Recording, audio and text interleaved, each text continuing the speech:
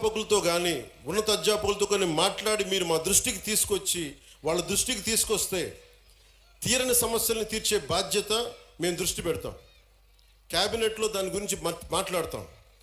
మధ్యాహ్న భోజన పథకం కూడా డొక్కా సీతమ్మ వారి మధ్యాహ్న భోజన పథకం కూడా అమెరికా లాంటి దేశంలో అమెరికన్ ప్రెసిడెంట్ ఫస్ట్ లేడీ ఆవిడ ఆధ్వర్యంలో ఉంటుంది. దేశం మొత్తం మీద పబ్లిక్ స్కూల్స్లో ఉండే ప్రతి భోజన పథకాన్ని ఎలా చూస్తారు అనేది ఆవిడ ఆధ్వర్యంలో ఉంటుంది. అలాంటిది నేను ఇందాక కలెక్టర్ గారు చెప్తే నేను ఒకటే అనుకున్నాను, దీన్ని ఖచ్చితంగా క్యాబినెట్ దృష్టికి తీసుకెళ్తాను, ముఖ్యమంత్రి గారి దృష్టికి తీసుకెళ్తాను. క్వాలిటీ ఫుడ్ ఎలా ఉంది, ఇక్కడ బాగుందా బాగలేదా? ఎందుకంటే చాలా చోట్ల మన గ్రామీణ ప్రాంతాల్లో కానీ మన విద్యార్థుల్లో కానీ బలం లేదు. శరీరంలో దేహదారుడి వయసు 14 ఏళ్ళు ఉన్నా 16 ఏళ్ళు ఉన్నా 12 ఏళ్ల పిల్లల్లాగా ఉన్నారు. వాళ్ళకి దేహదారుఢ్యం లేదంటే సరైన పోషక పదార్థాలు లేవు. అందుకని ఇవన్నీ ఉండేలా ఏం చేయాలి అనేది ఒకసారి ఇంకొంచెం లోతుగా అధ్యయనం చేసి కేవలం ఒక పూట భోజనం ఏదో కార్బోహైడ్రేట్స్ పెట్టేది అన్నం వీటితో కాకుండా బలంగా ఏం పెట్టాలి అనేది దాని మీద కొంచెం లోతుగా అధ్యయనం జరగాలి. అమెరికాలో ఎలా అయితే ఫస్ట్ లేడీ చూశారో ఇక్కడ క్యాబినెట్ చూడాలని నేను కోరుకుంటా ఉన్నాను. ప్రతి స్కూల్లో ఏ సందర్భంలో పోషకాహార పదార్థం ఎంత బాగుందని దీన్ని కూడా దృష్టిలో పెడతానని చెప్పి మీకు ఈ సందర్భంలో మీకు తెలియజేసుకుంటాను. అలాగే మీ బిడ్డలు డ్రగ్స్ ఎలా ఉన్నాయి, నాకు నిజంగా చాలా ఆశ్చర్యంగా ఉంటుంది. డ్రగ్స్ ఈ స్థాయికి వెళ్ళిపోయినాయా? పిల్లలకి ఆమె చిన్నప్పుడు ఎప్పుడు వినేవాడిని నేను. అది ఒక దేశాన్ని చంపేయడం అంటే మత్తు మందుకి అలవాటు చేస్తే దేశం చచ్చిపోతుంది. మీకు ఓపియం వార్ తెలుసు, మీరు చిన్నప్పుడు మీరు పాఠాల్లో ఉంటాయి మీకు. చైనా ఓపియం వార్స్ అందరికీ మత్తు మందులు అలవాటు చేస్తే వాళ్ళకి తిరగబడే శక్తి పోద్ది, ఆలోచించే శక్తి పోద్ది. అందుకని మనం ఇది ఎవరన్నా సరే ప్రణాళికతో చేస్తున్నారా, ఇది ఎవరైనా ప్రణాళికతో చేస్తున్నారా లేదంటే ఇది యాక్సిడెంట్లుగా జరుగుతుందో ఒకసారి దీని మీద దృష్టి పెడతాం.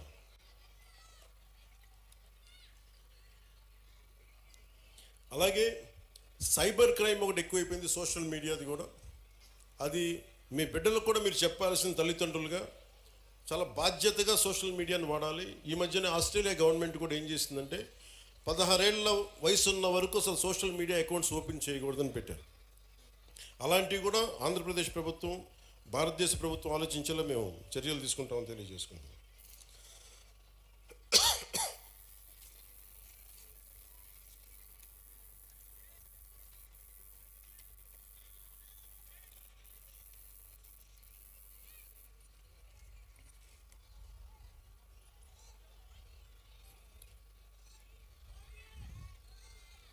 సినిమాలు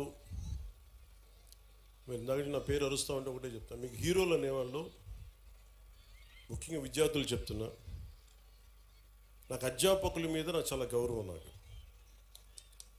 చాలా చాలా గౌరవం అధ్యాపకుల మీద.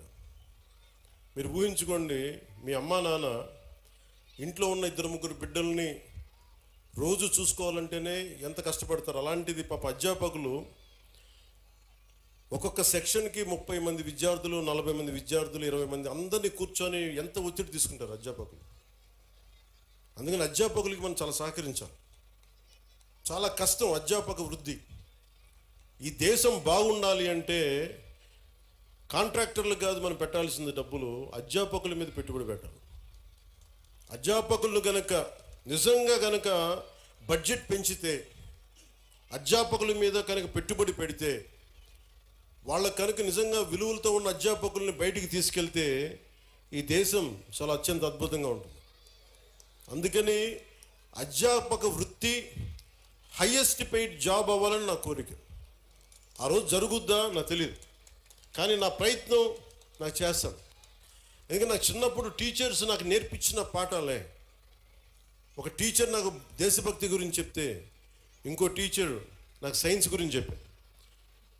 ఒక్కొక్క టీచర్ సరిగ్గా ఉంటే మనకి ఆ సబ్జెక్ట్ మీద ప్రేమ వచ్చేస్తుంది. సో టీచర్స్ కూడా నా విన్నపం, నాకు తెలుసు మీకు ఎంత కష్టాలు ఉంటాయో. మీరు నలిగిపోతూ ఉంటారు, పిల్లల్ని చెప్పి అలసిపోయి ఈ పిల్లల్ని కూర్చోబెట్టిలోపు 5 మంది లెగుస్తూ ఉంటారు, మీరు అలసిపోతారు. పోషకాహారం మీకు కూడా కావాలి. నిజంగా నాకు అదే అనిపిస్తుంది. ఎందుకంటే అలసి నేను సభల్లో మాట్లాడుతూ గొంతు అవిసిపోతూ ఉంటుంది నాకు. సో పోషకాహారం పిల్లలకే కాదు, మీకు కూడా కావాలి. మీకు కూడా వైటమిన్ డెఫిషియన్సీ ఉందా, మీకు కూడా ఒకసారి వైటమిన్ డెఫిషియన్సీ ఉంటే విసుగు వచ్చేస్తుంది. సో అది కూడా చూడాలని నేను కోరుకుంటా ఉన్నాను. Highest paid job should be for teachers. ఈ దేశం బాగుండాలి. ఎందుకంటే మీరు సరైన టీచరు ఒక్కళ్ళు దొరికితే దేశం తాలూకు దిశానిర్దేశాన్ని మార్చేస్తారు. నాకు ఒకే ఒక టీచర్ చెప్పాడు, ఇప్పుడు 9th 10th నాకు తెలుగు పాఠం చెప్పాడు. ఆ తెలుగు పాఠం ఒకటి దేశభక్తి గురించి చెప్పాడు, చంద్రశేఖర్ ఆజాద్ గురించి చెప్పాడు, భగత్ సింగ్ గురించి చెప్పాడు. నాకు దేశానికి ఏదైనా చెయ్యాలని ప్రేరణ కలిగింది ఒక 9th 10th ఇచ్చిన ఒక టీచర్. అలాగే ఎప్పుడో 6వ తరగతిలో 8వ తరగతిలో ఒక మెడ్రాస్లో చదువుకుంటా ఉంటే చెన్నైలో ఒక టీచర్ చెప్పింది, ఎదుటివాడి కష్టాన్ని దోచేయకు అని ఒక పాఠం. అది డైరెక్ట్గా ఉండదు, కానీ గుర్రం జాషువా గారు రాసింది ఫిరదౌసి పాఠం చెప్పాడు నాకు. మాట ఇచ్చి నా గురించి నువ్వు నా కోసం శ్రమ కూర్చి రాయి అని ఇచ్చిన తర్వాత ఆ రాజు ఫిరదౌసికి డబ్బులు ఇవ్వడం. నాకు రక్తాన్ని కరిగించి రాశాను, నాకు ఇంటే ఆ మాట అన్నందుకు ఆయన మీద చంపేయడానికి రాజు పెడతాడు. ఆయన తప్పించుకొని తిరుగుతాడు. నాకు ఆ పాఠం నాకు నేర్పించింది ఏంటంటే, ఒకటి గుర్రం జాషువా గారి గొప్పతనం, 2 ఎదుటివాడి కష్టాన్ని మనం దొయ్యకూడదని. సో ఒక్కొక్క టీచర్ చాలా అద్భుతమైన పాఠాలు చెప్తారు. మీ హీరోస్ కూడా సినిమాల్లోనే చూసుకోకండి హీరోలని. నేను సినిమా హీరోగాని చెప్తున్నాను. హీరోలు మీకు ఎలా ఉంటారంటే, మీకున్న అధ్యాపకులు ఉండొచ్చు. ఒక టీచర్ ఇక్కడ పొద్దున్నే ఆవిడ పేరు మర్చిపోయాను నేను, బ్రాంజ్ మెడల్కి రెజ్లింగ్కి ఒక వ్యాయామం ఒక పీటీ టీచరు మీ విద్యార్థులను తయారు చేశారు. ఆవిడ వాళ్ళు వెళ్ళి బ్రాంజ్ మెడల్ కొట్టుకొచ్చారు. And she's a hero for me. హీరోలు అంటే మీరు కేవలం సినిమాల్లో మీరే కదా మేడం, యువర్ ఎ హీరో.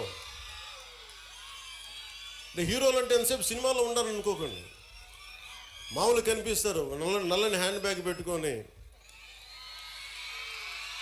నవ్వుతా. పొద్దున్న లేచినప్పటి నుంచి వాళ్ళ బిడ్డలు బాగుండాలి. నాకు వాళ్ళు హీరోలు. నాకు వెంకటరామయ్య గారు మాస్టర్ ఒక ఆయన ఉండేవాడు. ఆయన నాకు చిన్నప్పుడు చెప్పిన పాఠాలు, వేమన శతకాలు గుర్తుండిపోయింది. నాకు ఆయన హీరో, నాకు ఆ టీచర్. సో మీరు గొప్ప గొప్ప వ్యక్తులతో పాటు మీ సినిమాలకు వెళ్ళండి, ఆనందించండి, అన్నీ చూడండి, కానీ మీకు నిజమైన విలువలు మీ కళ్ళ ముందే ఉంటారు. మీ అమ్మ నాన్న ఎంత కష్టపడతారో చూడండి. మా అమ్మ నాకు నేర్పించింది ఏంటంటే, మా అమ్మ నాన్న ఎక్కువ చదువుకోలే. మా నాన్న 10th క్లాస్తో ఆపేసినట్టున్నాడు మెట్రిక్ తోటి. తర్వాత ఆయన కానిస్టేబుల్ నుంచి ఉద్యోగంలో ప్రమోషన్స్ మీద వచ్చినాయి. మా అమ్మ 5వ క్లాస్తో ఆపేసింది. కానీ వాళ్ళిద్దరి విలువలు ఎంత మంచి విలువలు అంటే, రోజు మా అమ్మ సాయంత్రం సంధ్యా సమయం అవగానే దీపం ఇంట్లో లైట్ వేసి దండం పెట్టుకునేది. నేను 2-3 సార్లు చూశాను, ఎవరికమ్మా దండం పెడుతున్నావు అన్న. ఏ దేవుడికి దండం పెడుతున్నాను అడిగితే మా అమ్మ అంది, నేను థామస్ ఆల్వా ఎడిసన్కి దండం పెడుతున్నాను అన్న, మనకు లైట్ ఇచ్చినందుకు, మన బల్బ్ ఇచ్చినందుకు, ఎలక్ట్రిక్ బల్బ్. ఆ విలువ చదువు వల్ల రాదు. నా పాయింట్ ఏంటంటే, మీరు పిహెచ్డీలు చదవండి, ఇంకోటి చదవండి, కానీ విలువతో కూడిన విద్య చాలా అవసరం.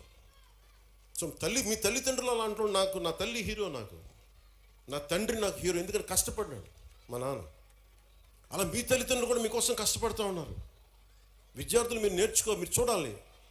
పాపం మీ అమ్మగారు పొద్దున్నే లేచి మీకు బ్రేక్ఫాస్ట్లు చేసి, టిఫిన్లు చేసి, మధ్యాహ్నానికి ఏదన్నా మళ్ళీ ఇంటికి వస్తే ఏదైనా తింటామని చెప్పి, మీకు వాళ్ళ కష్టాన్ని కూడా మనం గుర్తించామనుకోండి. తల్లిదండ్రుల కష్టం, వాళ్ళు చిన్నపాటి బరువు తగ్గిస్తే చాలు. ఇంటికి వెళ్ళి స్కూల్కి వచ్చి మన అధ్యాపకులకు చిన్నపాటి బరువును తగ్గిస్తే చాలు, మనం చాలా ఎదుగుతాం. అలాగే మీరు, నా కోరిక అంతా ఏంటంటే, మీరు అద్భుతంగా అవ్వాలి. 21వ శతాబ్దం మీది. మీరు ఎవరిని ఆచరిస్తారు, ఎవరిని చూస్తారో మీరు వాళ్ళ తయారవుతారు. మీరు ఎంతసేపు సోషల్ మీడియాలో ఏమి చూస్తారో మీరు అదే అవుతారు. గుర్తుపెట్టుకోండి, యద్భావం తద్భవతి. మీరు ఎలా ఆలోచిస్తారో మీరు అలాగే తయారవుతారు. మీరు ఒక ఐన్స్టైన్ లాగా అవ్వాలనుకుంటే మీరు ఐన్స్టైన్ అవుతారు. లేదు, మీకు ఇష్టమైన ఒక వ్యక్తిని, ఎంత స్థాయి ఉందో మాకు తెలియదు, అతనిలా తయారవుతారు. కానీ విలువలు పాటించే వ్యక్తుల్ని మీరు ఆదర్శంగా తీసుకుంటే తప్ప మీకు మంచిది కాదు. నేను ఎప్పుడు కూడా నాకు చాలామంది సినిమా హీరోలు నాకు చాలా ఇష్టం. కానీ నేను తీసుకున్న హీరో నా టీచర్స్, నా హీరోలు. ఒక స్పోర్ట్స్ పర్సన్, ఒక వనజీవి రామయ్య, లేదంటే ఒక దశరథ్ మాంజీ, వాళ్ళు నడిస్తే రికార్డింగ్లు ఉండవు. నా సినిమాలు వేసినప్పుడు నేను నడిస్తే వెనకాల రికార్డింగ్లు ఉంటాయి. గెడ్డం తీసిన గెడ్డం ఉంచుకున్న సింహంలో డైలాగులు చెప్తే రికార్డింగ్లు ఉంటాయి. కానీ నిజమైన హీరోలకి రికార్డింగ్లు ఉండవు. కార్గిల్లో మన కోసం చచ్చిపోయిన హీరోలకి రికార్డింగ్స్ ఉండవు. దేశ భద్రత కోసం చచ్చిపోయారు వాళ్ళకి రికార్డింగ్లు ఉండవు. మనం గుర్తుపెట్టుకోవాల్సింది వాళ్ళని. మనం గుర్తుపెట్టుకోవాల్సింది మన కోసం కష్టం తెలియకుండా మనల్ని కాపాడే మన తల్లిదండ్రుల్ని, గొంతు చిచ్చుకొని మనం బాగుండాలని చెప్పి మన అధ్యాపకుల్ని, మన టీచర్స్ని. ఇంకా అన్నిటికంటే కూడా ఇందాక దారిలో వస్తూ ఉంటే మనకి చాలామంది మీకు శానిటేషన్ కోసం పనిచేస్తూ ఉన్నారు. మనకి వీధుల్ని శుభ్రంగా తుడిచే మన కుటుంబం అది. మన శానిటేషన్ వర్కర్స్కి మీరు గౌరవం ఇవ్వండి. అలాగే జపాన్ లాగా నేను చిన్నప్పుడు మా ఇంట్లో బాత్రూమ్ నేనే కడిగేవాడిని. మా నాన్న మా అమ్మ మా చేత కడిగిచ్చేవాడు. అలాగే మన స్కూల్ బాత్రూమ్స్ కూడా జపాన్లో స్టూడెంట్స్ బాత్రూమ్స్ వాళ్ళే కడుగుతారు. ఇక్కడ మనం వేరే వాళ్ళ చేత చేయిస్తాం. సో విద్యార్థులకి ఎప్పుడైతే మనం అలాంటి పనులు చేస్తామో, అంటే మనం వాడిన బాత్రూమ్స్ మళ్ళీ మనం కడగం, ఇంకెవరో కడగాలి, అలా కుదరదు. ఆ కల్చర్ అలవాటు చేసుకుంటే మీరు భవిష్యత్తు మీకు చాలా ఉన్నత స్థాయిలో ఉంటుంది. డిగ్నిటీ ఆఫ్ లేబర్ మీకు అలవాటు అవ్వాలి. నేను అందుకనే ప్రతిసారి పారిశుద్ధ కార్మికులకి నేను ఎందుకంత గౌరవిస్తానంటే, మీరు నాకు నిజంగా వాళ్ళ భవిష్యత్తు బాగుండాలని కోరుకుంటూ ఉంటాను. సో మీరు మీకు పనిచేసే టీచర్స్కి కానీ, వాచ్ సెక్యూరిటీ పీపుల్కి కానీ, శానిటేషన్ వర్కర్స్ కానీ మీరు ఒక్కొక్కసారి చిన్న థ్యాంక్స్ చెప్పండి. విద్యార్థులకు చెప్తున్నాను, మీరు మా కోసం ఇంత చేస్తున్నారు, చిన్న థ్యాంక్స్ చెప్పండి. వాళ్ళ బిడ్డలు బాగున్నారు లేదని అడగండి. చాలా గొప్పగా ఉంటుంది. మా ఇంట్లో కొంతమంది మాకు సహాయానికి అప్పుడప్పుడు ఎవరైనా వస్తే వాళ్ళ బిడ్డల కోసం నేను ఎప్పుడు నా దగ్గర ఉన్న డబ్బులు ఇచ్చేవాడిని. వాళ్ళు ఎంత ఆనందం వేసేదంటే వాళ్ళ కళ్ళల్లో డబ్బులు ఇచ్చిన తర్వాత వాళ్ళకి అది మన వైపు కాంట్రిబ్యూషన్లా ఉండేది నాకు. సో మీరు నేర్చుకోవాలి అంటే heroes are all over, not just in cinema. మీకోసం పాఠాలలో ఉన్నారు హీరోస్, సరిహద్దుల్లో పనిచేస్తున్నారు, దేశం కోసం పనిచేసి ప్రాణాలను పణంగా పెట్టి చచ్చిపోయే పోలీస్ కానిస్టేబుల్స్ ఉన్నారు, కష్టం తెలియకుండా మేధస్సుతోటి పనిచేసే కలెక్టర్లు, ఐఏఎస్ లాంటి వాళ్ళు ఉన్నారు. మీరందరూ కూడా వాళ్ళని ప్రేరణగా తీసుకొని మీరు కూడా ఉన్నత స్థాయికి వెళ్ళాలని మనస్ఫూర్తిగా కోరుకుంటూ, మీ అందరికీ బంగారు భవిష్యత్తు ఉండాలని మనస్ఫూర్తిగా తెలియజేసి, ముఖ్యంగా ఇక్కడికి వచ్చిన తల్లిదండ్రులకి ఈ సమగ్రమైన ఈ తల్లిదండ్రులు అధ్యాపకుల ఈ కలయికని